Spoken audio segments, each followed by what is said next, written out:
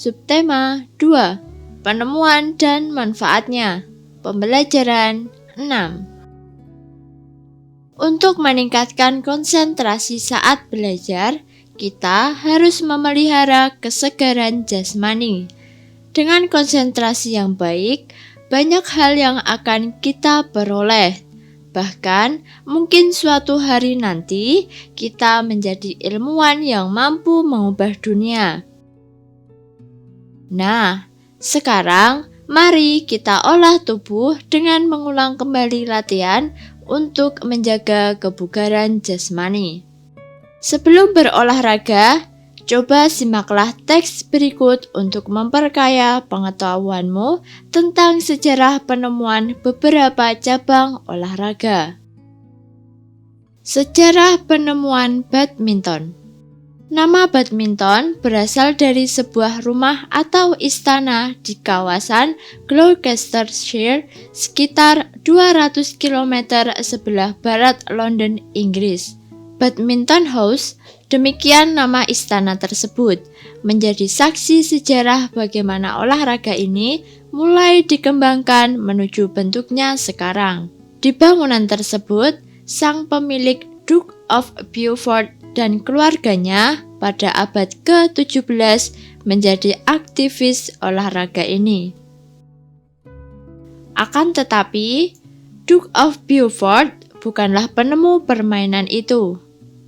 Badminton hanya menjadi nama karena dari situlah permainan ini mulai dikenal di kalangan atas dan kemudian menyebar. Badminton menjadi satu-satunya cabang olahraga yang namanya berasal dari nama tempat. Usai berolahraga, kita akan kembali belajar. Pensil adalah benda yang selalu membantu kita saat belajar. Amatilah pensil tersebut. Tahukah kamu asal-usul pensil tersebut? Apa manfaat pensil? Pernahkah terbayang olehmu gimana sih manusia bikin tanda dan tulisan sebelum ditemukannya pensil?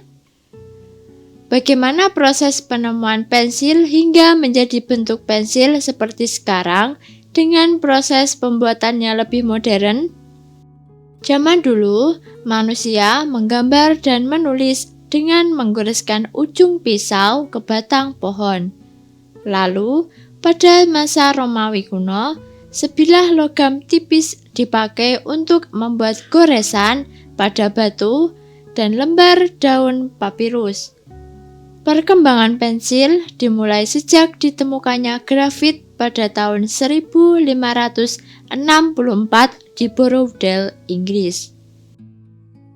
Grafit ditemukan sebagai material yang dapat meninggalkan tanda hitam yang cukup pekat, namun terbukti lunak dan gampang patah.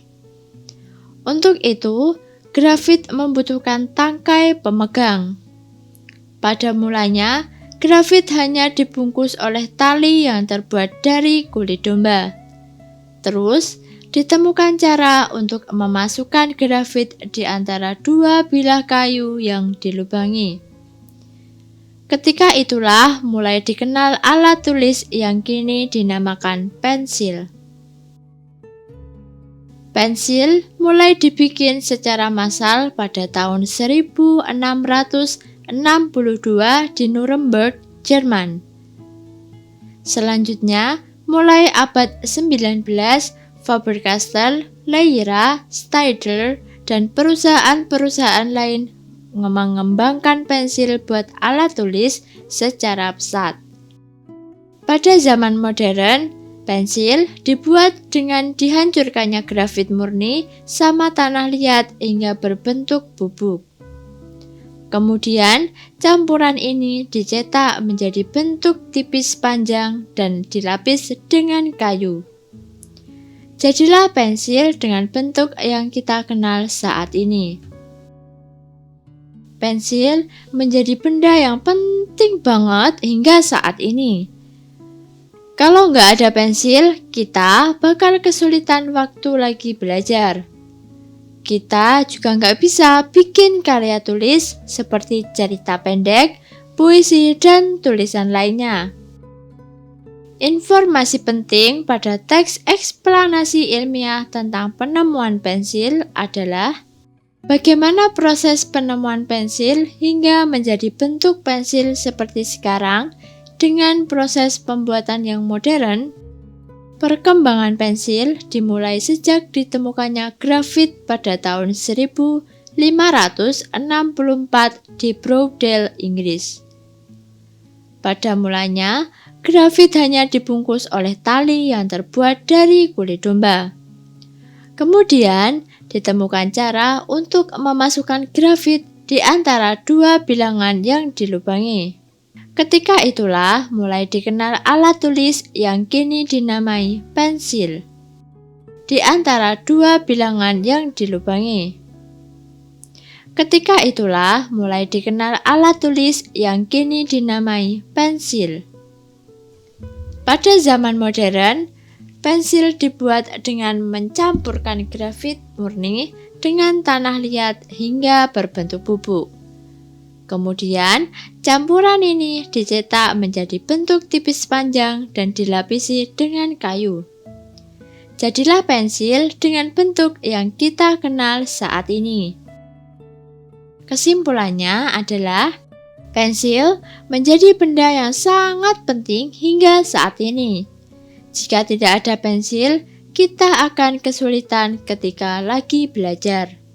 Kita juga tidak bisa membuat karya tulis seperti cerita pendek, puisi, dan tulisan lainnya. Sebagai pelajar, tentunya kita perlu memiliki sikap disiplin dan bertanggung jawab terhadap tugas-tugas kita.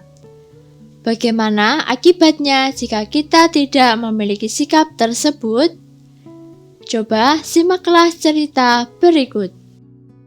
Kewajiban dan tanggung jawab. Ani adalah putri dari Bapak dan Ibu Yakob. Pak Yakob mendaftarkan Ani di sebuah sekolah yang cukup ternama di desanya. Pak Yakob memenuhi semua kebutuhan sekolah Ani, seperti buku-buku, seragam sekolah, serta peralatan lainnya. Bu Yakob juga selalu membekali makanan sehat untuk Ani di sekolah. Ani sangat bersyukur dengan perhatian ayah dan ibunya. Ia selalu mematuhi nasihat ayah dan ibu. Ani juga rajin sekolah, rajin belajar, dan mengerjakan tugas sekolah tanpa perlu diingatkan. Ani kemudian selalu naik kelas dengan nilai yang memuaskan. Bapak dan Ibu Yakob sangat bangga dengan Ani. Dari cerita tersebut, hak Ani adalah mendapatkan sekolah yang bagus, mendapatkan buku, seragam sekolah, makanan sehat, dan semua kebutuhan sekolah. Dampak jika bertanggung jawab pada kewajiban adalah selalu naik kelas yang memuaskan. Manfaat kewajiban adalah menjadi siswa berprestasi, tidak pernah mendapat sanksi dari sekolah. Dampak jika tidak bertanggung jawab pada kewajiban adalah tidak naik kelas, mendapatkan nilai yang kurang baik. Kewajiban Ani dalam cerita tersebut adalah bersyukur, mematuhi nasihat ayah dan ibu, sekolah, belajar, dan mengerjakan tugas sekolah. Manfaat kewajiban tersebut bagi masa depan Ani yaitu Ani selalu naik kelas dengan nilai yang memuaskan, menjadi anak yang berbakti, dan membanggakan orang tua. Ani telah bertanggung jawab terhadap kewajiban yang telah ia dapatkan. Contohnya, Ani sangat bersyukur dengan perhatian ayah dan ibunya. Ia selalu mematuhi nasihat ayah dan ibu. Ani juga rajin sekolah, rajin belajar, dan mengerjakan tugas sekolah tanpa perlu diingatkan. Jika Ani tidak bertanggung jawab terhadap kewajiban, maka ini akan menjadi anak pemalas, tidak mensyukuri nikmat Tuhan, tidak memperoleh ilmu pengetahuan, dan mengecewakan orang tuanya. Bagaimana dengan dirimu sendiri? Apakah kamu telah bertanggung jawab terhadap kewajibanmu? Nah, sekarang saatnya untuk merenung dan memperbaiki diri.